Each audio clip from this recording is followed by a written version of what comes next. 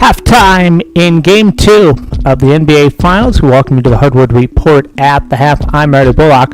The New York Knicks have turned a 12-point deficit into a 4-point halftime lead, 56-52, and once again they've shown why they're here on the NBA's biggest stage. For most of the first half, it looked like the Spurs were in complete control. San Antonio led for 93% of the opening two quarters, built a double-digit advantage, and had the crowd exactly where they wanted it. But the Knicks closed strong behind Karl Anthony Towns, who has been outstanding with 17 points, 7 rebounds, and 3 assists in just 18 minutes. The game has also been defined by the whistle. One of the biggest moments came on the Josh Hart flagrant foul, and watching it develop in real time, I think you could have made a very strong argument that there may have been an 8-second backcourt violation before the contact ever occurred. Instead of a turnover, the play resulted in a flagrant assessment on Hart, a sequence that shifted both momentum and emotion. Then later, another controversial moment involving Victor Wembanyama and Mitchell Robinson. Robinson was assessed a technical foul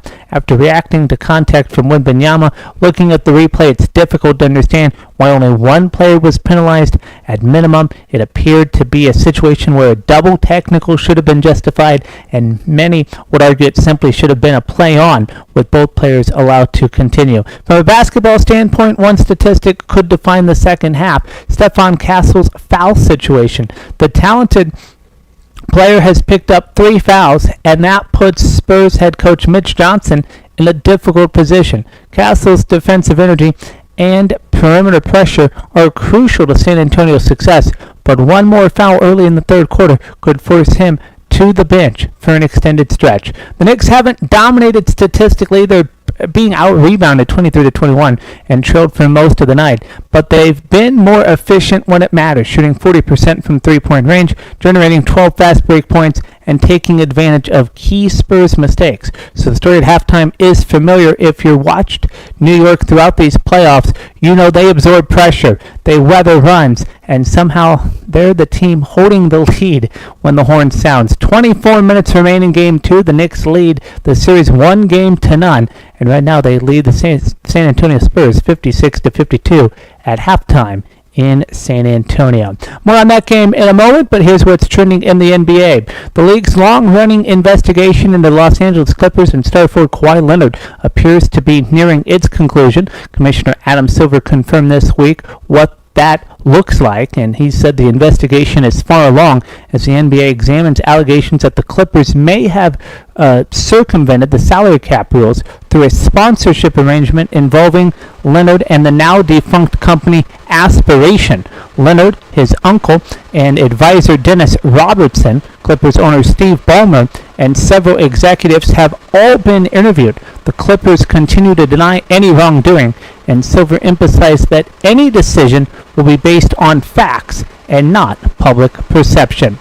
Terry Rozier is asking a federal judge to remove a release condition from his gambling-related criminal case that prohibits him from having contact with the Charlotte Hornets.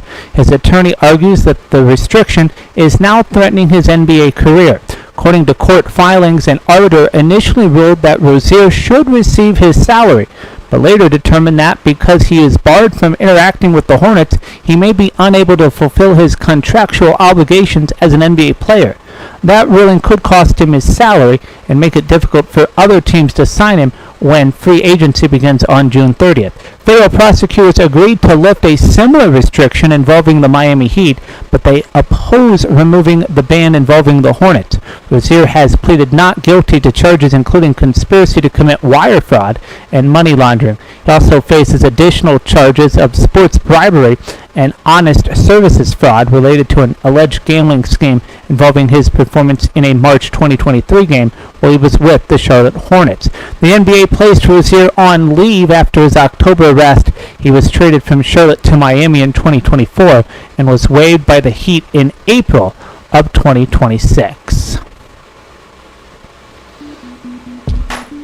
Well, Kid Cudi says The lonely stoner seems to free his mind, and right now Towns looks like a player who's been playing with a clear mind and complete confidence on the NBA final stage. The Knicks big man has been the difference in the first half. 17 points, 7 rebounds, 3 assists, while shooting 6 for 8 from the floor. Whether it's scoring in the paint, stretching the defense, or creating opportunities for teammates, Towns has been at the center of everything. New York has done well offensively. San Antonio led for most of the half, but whenever the Knicks needed a response, Towns delivered one. He's efficient.